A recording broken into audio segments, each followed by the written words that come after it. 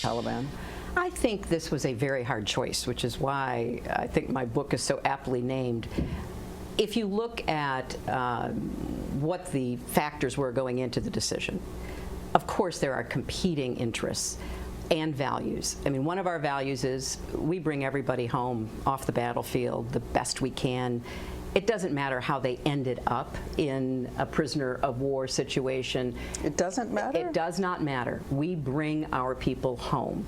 All right, folks, welcome to Gimme 5. We're trying to complete the Diane Sawyer interview. We'll go in depth on various aspects of it. That was her remark on the Bergdahl exchange. And then the comments turned to her health and what Karl Rove had to say about her and her health. And here's how that started. How is your health? It's very good, thank you. How serious was it? It was, you know, it was I think a serious concussion. But the clot, in addition, if the clot had dislodged. Well, can I tell you, that was a scary point. You had trouble with vision. I had, because of the force of the fall, I had double vision for a short period of time, and I had some dizziness. Did you have trouble talking? No, I had no problems. The only thing I had, headaches? No, I didn't have any of that. I felt fine, and I felt it was kind of silly that I was supposed to stay in bed. All right.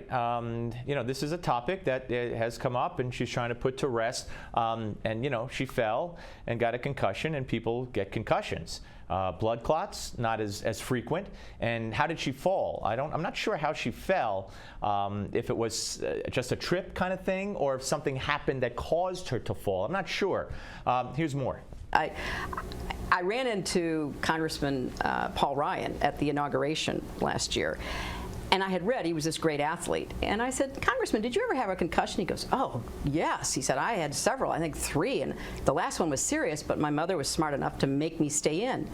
Because what happens to athletes, soldiers, young people in car accidents, all the reasons why people get concussions, is they kind of shake it off. And I felt like, you know, I can get back up, I can go to work. And the doctor said, no, you're going to stay and rest because then you will have a complete recovery.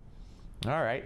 Interesting that she had that conversation with Paul Ryan. I would love to hear Paul Ryan's account of it. I'm sure it'll mesh. Sure, it's the same. But, you know, people have different memories of how different same events occurred.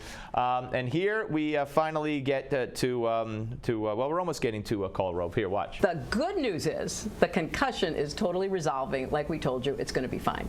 The bad news is you've developed a clot behind your right ear, and you must immediately go to the hospital because we have to immediately put you on blood thinners. Because you'd had a clot in your right leg before when you were traveling. Are they related? Yes. So blood thinners now? Blood thinners, yeah. For life? Probably, but I don't mind because I don't ever want to have to go through that again. So no lingering effects? No lingering effects. Of any kind? No. Nope. All right. Now we get to Karl Rove in one of his remarks. Is it the Karl Rove remark? Well, it's the Golden Girl remark. Watch. Age. Age, yes. Isn't it great to be our age? Mitch McConnell said at one point that 2016 will be the return of the Golden Girls. That was a very popular, long-running TV series. Yeah, it was. She handled that pretty well, I guess. And then, will she be releasing her medical records? And here's Diane Sawyer with that and the answer. So, you would release your medical records if you ran for president? I would do what other candidates have done, absolutely. And what would you like to say to Karl Rove about your brain?